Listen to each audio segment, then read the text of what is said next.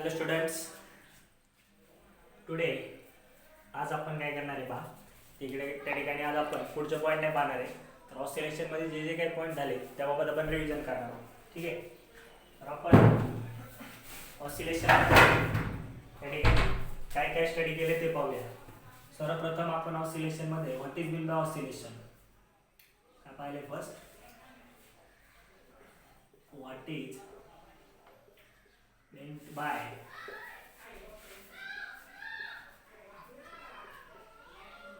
Oscillation. ठीक आहे. मग आता यामध्ये हे पाहत असताना या ठिकाणी आपण काय केले पहा की ऑसिलेशनची डेफिनेशन लिहिली. ऑसिलेशन म्हणजे काय? It is a periodic motion. It is a periodic motion. Periodic motion which repeats in equal interval of time. Which repeats in equal interval of time. Okay. So मग ऑसिलेशनचे दोन टाइप्स किंवा त्याच्या terms पाहिल्या. Terms in oscillation. मग कुठल्या कुठल्या terms आपण या ठिकाणी स्टडी केल्या ते सर्वप्रथम पाहूया आपण. टर्म्स कुठले आहेत ते लक्ष द्या या ठिकाणी. ठीक आहे. तर टर्म्स आहेत. फर्स्ट असेल amplitude,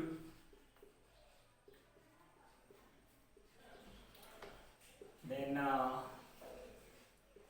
time period, then frequency,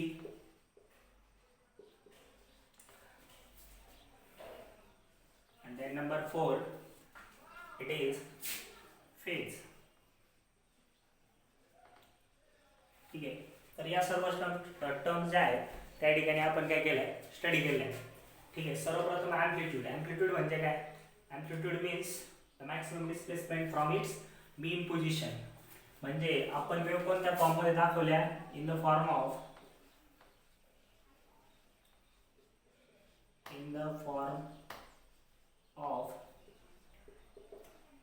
sinusoidal wave. We see wave in the form of sinusoidal wave. Then like this.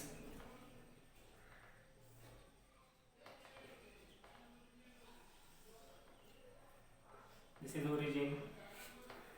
Okay. So that's why this wave we have to say sinusoidal when it is start from origin, and when it is start from maximum position then it is called as cosine wave, otherwise it is called as sine wave. Okay. Then amplitude means maximum displacement from its mean position. This is the maximum displacement over here. This is the amplitude A. Okay. Then time period. Time period to complete one oscillation. This is complete one oscillation, which involving one crest and one trough. Okay.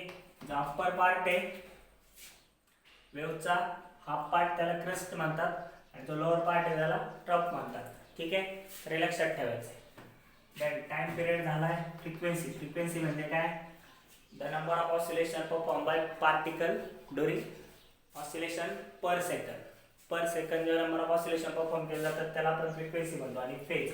Phase म्हणजे त्याच्या alarm किती त्याने cover केले initially at time 0.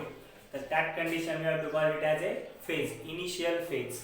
So these quantities we have to study in the oscillation.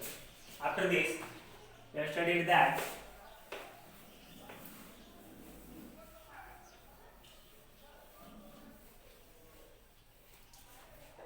त्यानंतर आपण काय study केले? पण सर्वात महत्त्वाचं स्टडी केलंय टाइप्स ऑफ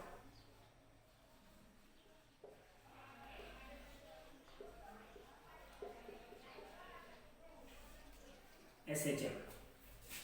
काय स्टडी केलंय? Types of SHM. दोन टाइप्स आहे. फर्स्ट कुठला? लिनियर SHM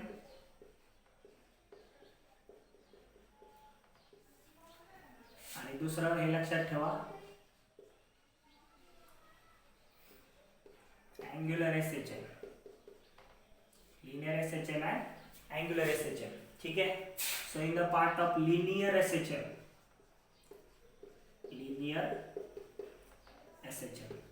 तर लिनियर एसएचएम मध्ये आपण पाहिलं, लिनियर एसएचएम म्हणजे काय, पार्टिकल परफॉर्म मोशन और oscillation in straight line. Straight line मध्ये स्प्रिंगच्या साहाय्याने स्टडी केले. Spring oscillation, it is a linear motion और linear simple harmonic motion. Okay.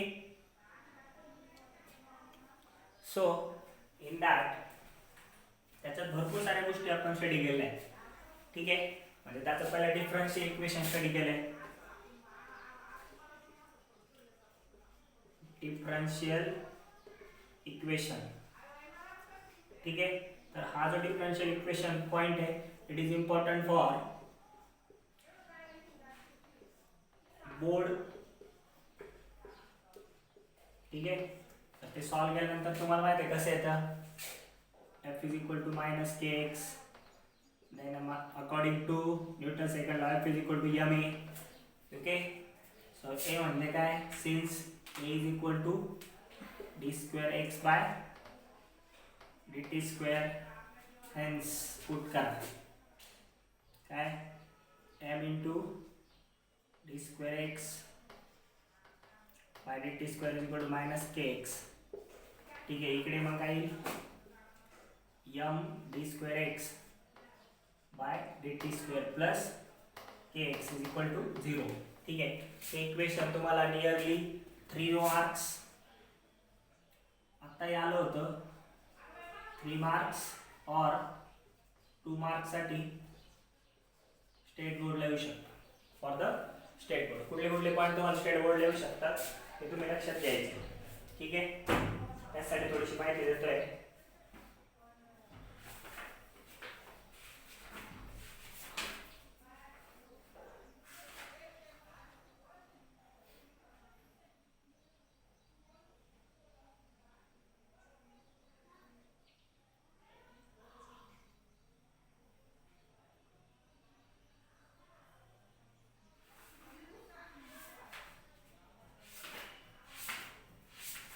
Okay.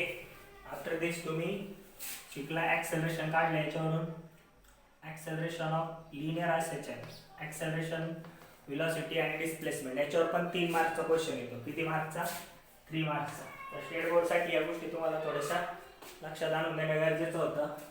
तर कुठले पॉईंट स्टेट बोर्डला इम्पॉर्टंट असतील ते देखील या ठिकाणी सांगणं गरजेचं होतं.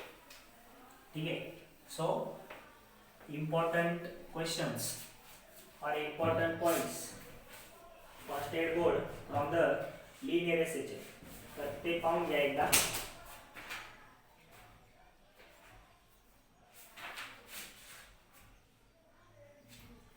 ठीक आहे. सो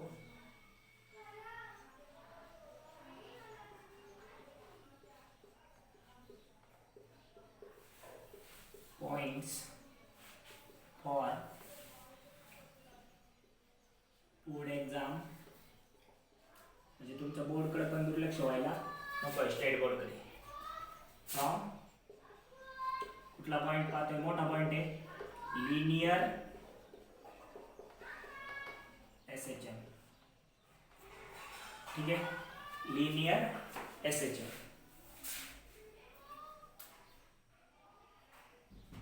ठीक आहे.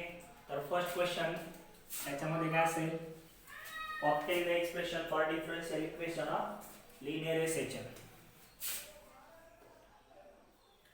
Sorry. Obtain the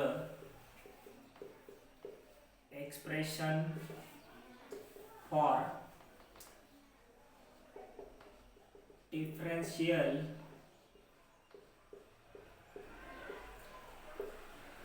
equation of linear SHM.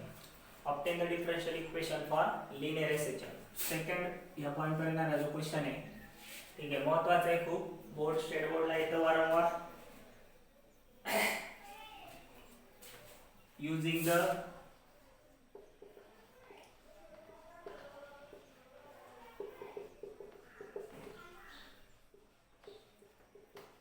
differential equation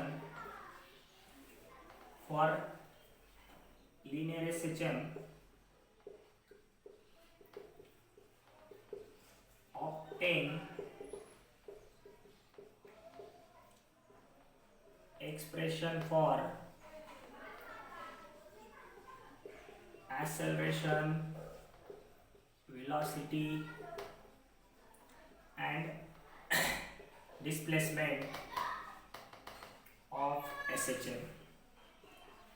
तर या गोष्टी काय करायच्या आहे ठिकाणी तुम्हाला फाइंड आउट करायचे आहे. ऑलरेडी आपण शिकलेलो आहे. या क्वेश्चनचा आन्सर तुम्हाला माहिती आहे. डिफरन्शियल इक्वेशन वापरायचे. मग पहिला ॲक्सेलरेशन शोधायचे a = -ω²x. मग याला काय करायचंय कारण आपण रिव्हर्स चाललोय. जर खालीवरती चाललो असतो तर आपण डेरिव्हेटिव्ह घेत चाललो असतो. इथे आपल्याला काय करत चालायचंय डाऊन डाऊन डाऊन. पण काय करत चालायचंय इंटिग्रेट. काय करत चालायचंय इंटिग्रेट. हे लक्षात ठेवायचं. Most important thing is integration. Okay, so here velocity is equal to काय तर plus minus omega in root of a² - x². बरोबर. आणि velocity x is equal to येते a sin omega t. a sin omega t. ठीक आहे. Plus five या फॉर्ममध्ये. Five काय आहे फेज डिफरन्स आहे. ठीक आहे. तर या पद्धतीने आपण लिनियर SHM चे हे पॉइंट्स या ठिकाणी पाहिले. ठीक आहे. त्यानंतर महत्त्वाचा पॉइंट त्याच्यामध्ये येतो अजून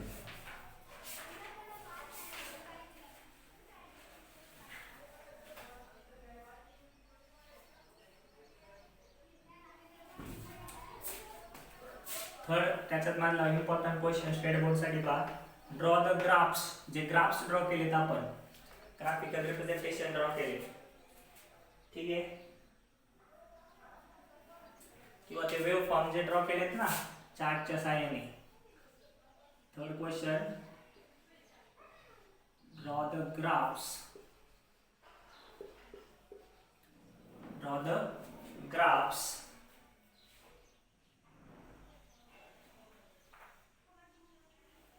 graphs of displacement, velocity, displacement,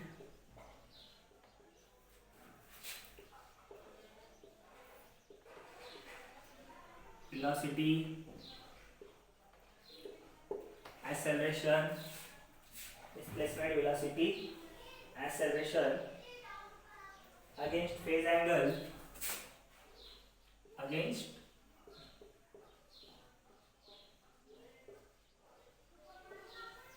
phase angle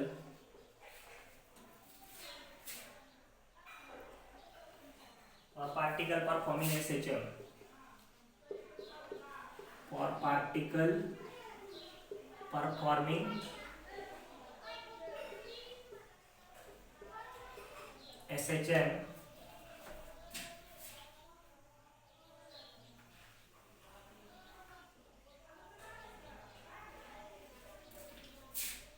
from or at first mean position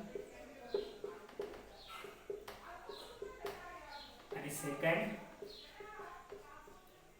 extreme. Second कुठली आहे extreme position. Second is extreme position. ठीक आहे.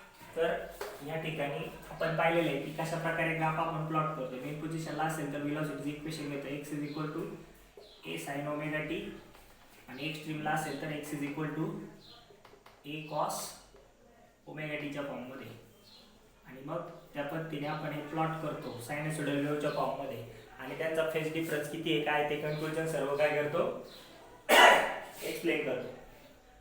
ठीक आहे. तर या पद्धतीने हे लक्षात घ्या. ठीक आहे.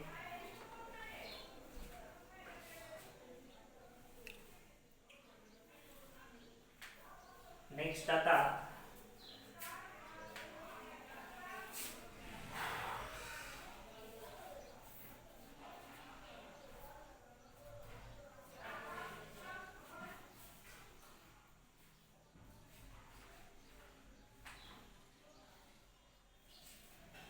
ठीक आहे. त्यानंतर तुम्ही कॉम्पोजिशन ऑफ वेव्ह शिकलाय, त्याच्यात रिझल्टंट कशी काढायची कॉम्पोजिट वेव्ह मध्ये, त्याचा अँप्लिट्यूड कसं काढायचं आहे, ठीक आहे, रिझल्टंट डिस्प्लेसमेंट कसे काढायचे हे पॉईंट शिकलेला.